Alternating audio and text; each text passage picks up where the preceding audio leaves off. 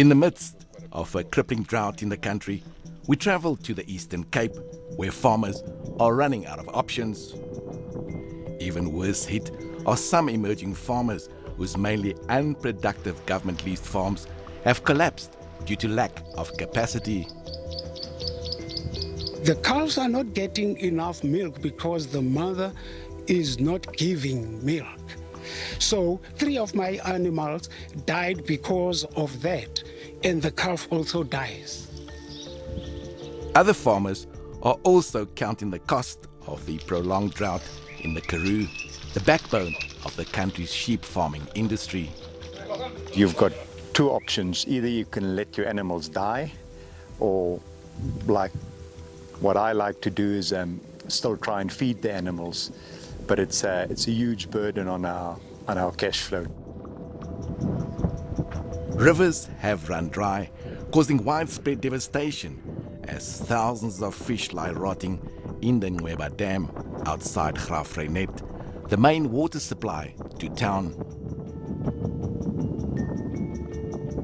We've got 30 borers running there 24 hours a day, 7 days a week.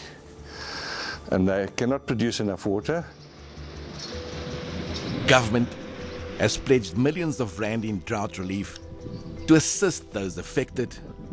The money is yet to arrive, and farmers say for them it's too late, as the devastation has already taken hold.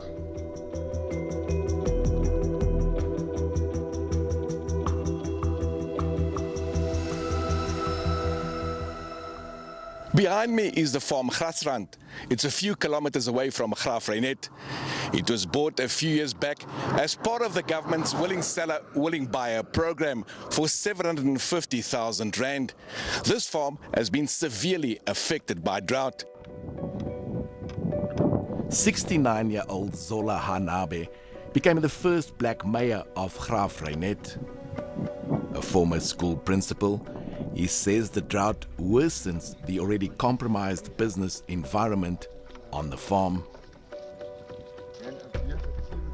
We have 4 farmers who have been allocated to be leasing this farm, but in essence, we are about 6 farmers who are farming here together.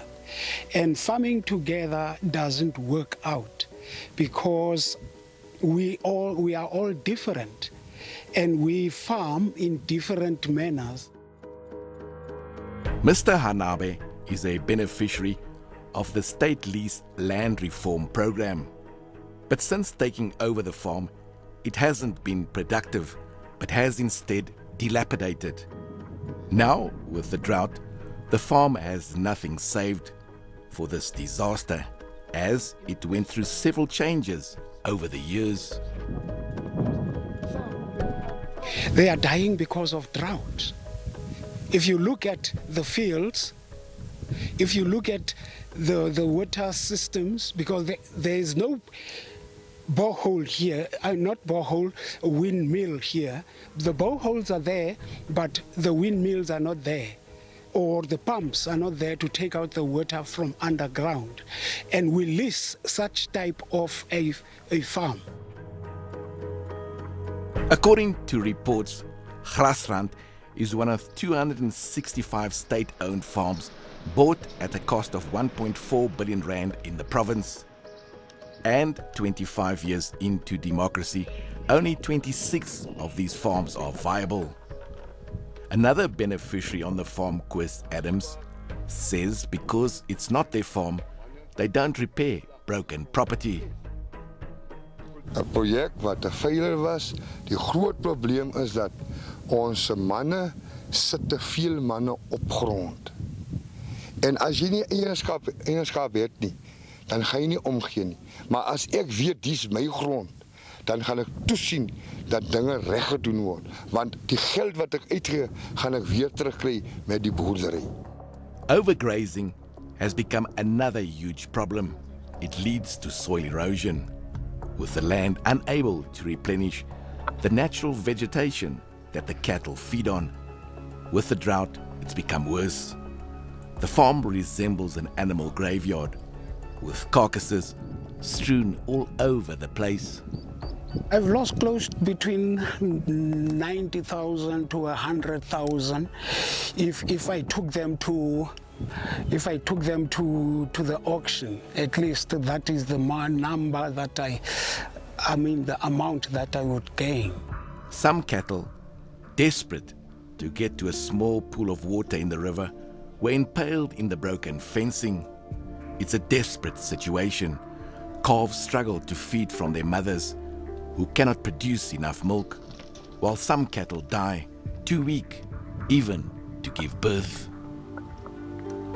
I saw this cow lying here with the hooves of the calf protruding at the back. And unfortunately, it was already weak for me to try and assist it, and I'm not that skilled in assisting animals to give birth. Mr. Hanabe says they recently received water tanks from the municipality, but they remain empty. The cattle have become severely dehydrated. Gift of the Givers says the situation is dire, and without government assistance, more animals will die and farmers will go under, affecting the economy. We're appealing to the agricultural ministry to sit with us, come see what's happening on the ground. The people, the farmers are suffering, especially when it comes, besides the feed, the medical and the veterinary work from the agricultural department. They are needed here more than any place else, because the farmers are suffering, your commercial farmers are suffering. If they lose everything, they will be on the streets begging for help. Up the road at another farm, the animals haven't eaten in weeks. The distress levels of these pigs is immensely high. Torrents of waste line the outside. The farmer says he has nothing to feed them. Water is even a bigger problem. Hoeveel diere het gevrek op hierdie plaas? Daar gaan ek nou nie kan sê nie, maar is 'n hele paar. Is nie bietjie nie, is 'n hele paar. Wat al hier op die plaas doodgegaan het. So as niemand julle help, gaan baie meer diere vrek? Nee, dan is dit klaar met ons. Daar help dit, jy kan nou maar wat maak. Ek sal sommer wegloop as hulle kies sien nie. In Graaff Reinet, we interviewed the Department of Rural Development and Agrarian Reform through Skype. We wanted to know who is responsible to maintain and repair broken infrastructure on state-owned farms. The fact that government bought farms for them, there's an expectation from government that they then would be able to run maintenance of the farms, such that when the lease agreement comes to an end, when the farms are given to other people or it is extended, at least the farms are found in a better condition that was given to the farmers. We asked Mr. Hanabe if he could take us to the farmhouse. At first, he was hesitant, but then agreed. We were shocked to see a dilapidated farmhouse, vandalized outer buildings, and farm vehicles stripped bare. If you look at the farm where the animals are being farmed, if you look at the farmhouse, everything is collapsed. Everything is dilapidated, yes. Why? Well, it's because there is no care on the farm itself. Is it a question of mismanagement? It's a question of mismanagement. Mismanagement comes in the effect that if you don't check, if you don't come and renovate, if you don't come and make sure that those things that are broken are being repaired, it's a constant. That's something which must constantly happen. Who should be held accountable? Well, it will be both the municipality as management and the farmers who are farming here. Now, the drought has proven to be their ultimate test. It's a test from which some of them will never recover. South Africa's land reform dream is facing another setback.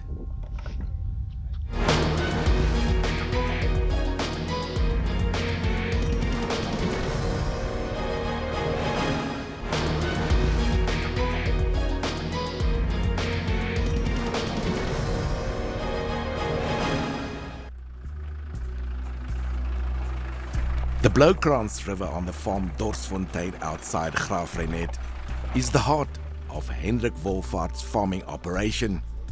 When it's flowing, it gives life to the fields, animals and farming communities. We can irrigate out of this river, and I remember as a kid playing here, I mean, as far as you can see was only water, but for the last 3 years it hasn't flown once. So it's some of my neighboring farmers which have been in this area for 70 years tells me that it's the driest the river has been in their lifetime. And because there's no water, we cannot irrigate out of it, which means that we've got even less feed now than ever before.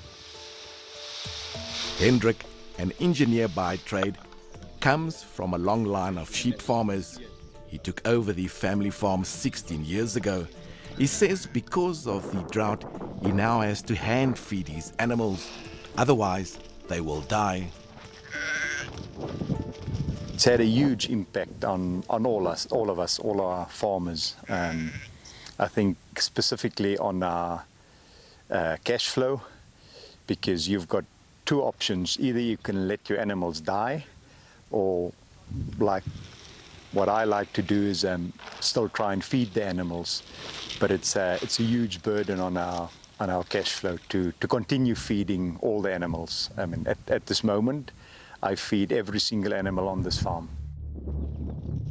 He says he survives on bank loans, and at the rate at which things are going, he's not sure if he'll make it past December.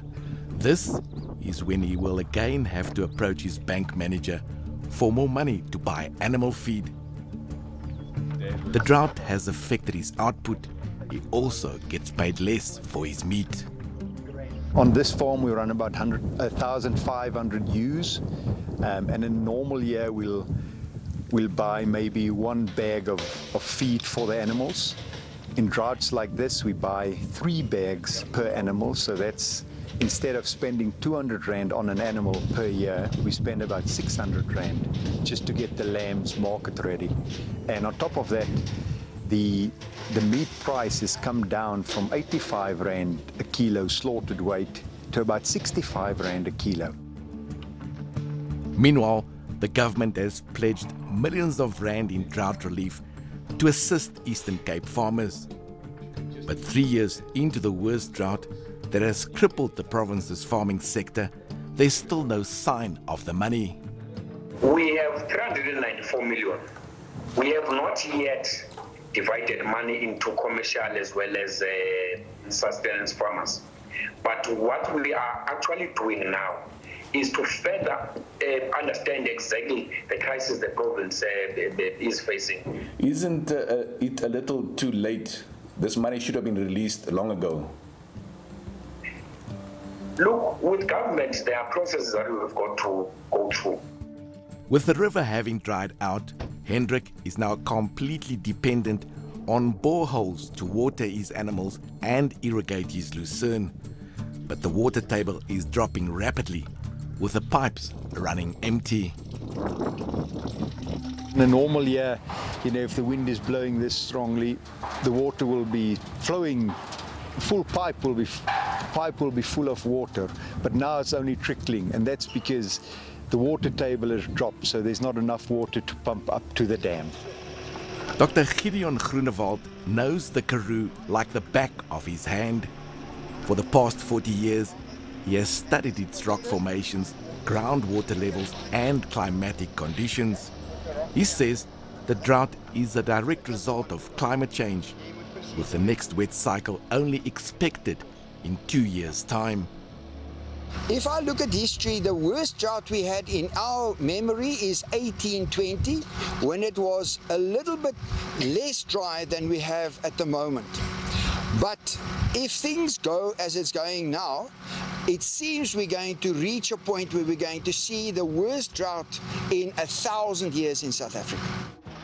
The drought has not only affected the farming community in the Karoo, but also close on 40,000 people in Graaff Reinet, where the Nqweba Dam, the main water supply to town, has run completely dry.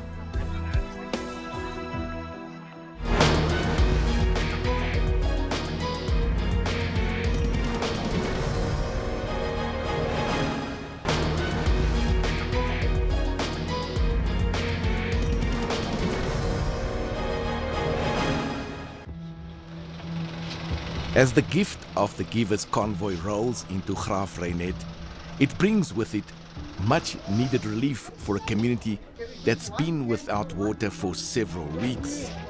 Those most affected are vulnerable people living on the outskirts of town. We at the moment in Centerville in Graaff Reinet, just outside Graaff Reinet.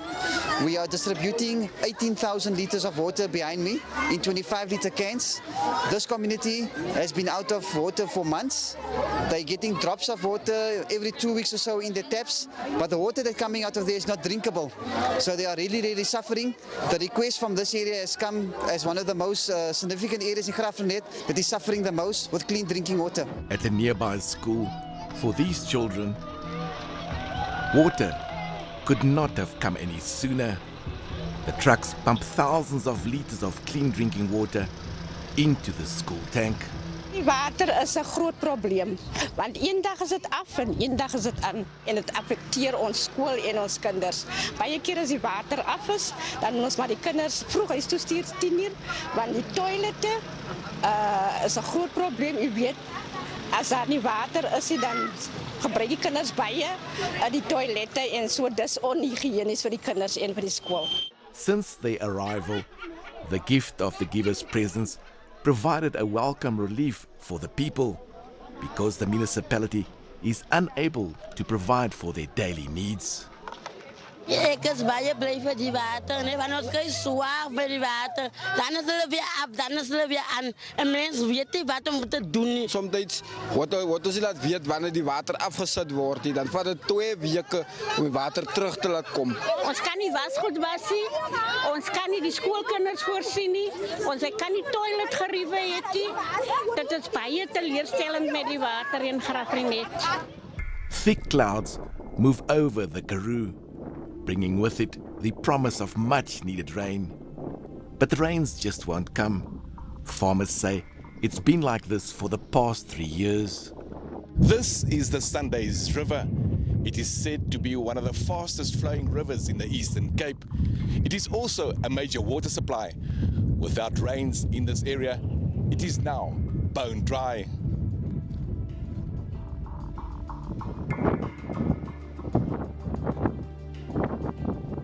With the rivers having run dry, it's brought about widespread devastation to the Nqweba Dam, the main water supply to town, where thousands of fish lie rotting in the scorching sun. As Nqweba got emptier, when it reached 30 centimeters in water depth, the salt content of that water increased dramatically. So all your fresh water evaporates and it increases the salt value of the water to the point where the fish then start suffocating. With the Nqweba Dam unable to supply water to Graaff Reinet, the town is now solely dependent on borehole water, which is unpredictable and barely manages to keep the pipes wet. We've got 30 boreholes running there 24 hours a day, 7 days a week. And they cannot produce enough water. We've got a shortfall of roughly 1.2 megalitres a day of water for the town. We are managing to keep just the taps wet, but we can't supply a full supply of water. Some of the water is salty. Because of the high sulfur content, it also has a pungent smell. Gift of the givers have sunk a number of boreholes on school grounds in vulnerable communities. Dr. Gideon Groenewald says they have had to drill deep to find the water. At the moment, we've completed 7 boreholes in Graaff Reinet, and 6 of them provide enough water to give us about 130,000 litres a day. So that is 10 litres of water for every school child at these schools in Graaff Reinet. How far can you drill to get drinkable water? In Graaff Reinet, we found drinkable water now at 164 meters already. So the water table went way down, which is very frightening. The municipality says without a steady flow of water, they are unable to flush the sewage from people's homes, which poses sanitation problems. What's worse is that when the dam does fill up, they still won't be able to supply water to town because the infrastructure has been completely vandalized. Vandalism is a major problem in our area. The pumps that pump from the dam now have been switched off due to no water in the dam, and vandals are come in there and they've stripped all the pumps and all the telemetry almost to the bone. If the dam fills up tomorrow, we won't be able to pump for at least 3 months because we'll have to repair all those pumps. Similar situation happens with our sewage pump stations. We put a pump in today, and tomorrow we find the cables have been stolen. In the midst of despair, the people of Graaff Reinet came together to clean up the Nqweba dam.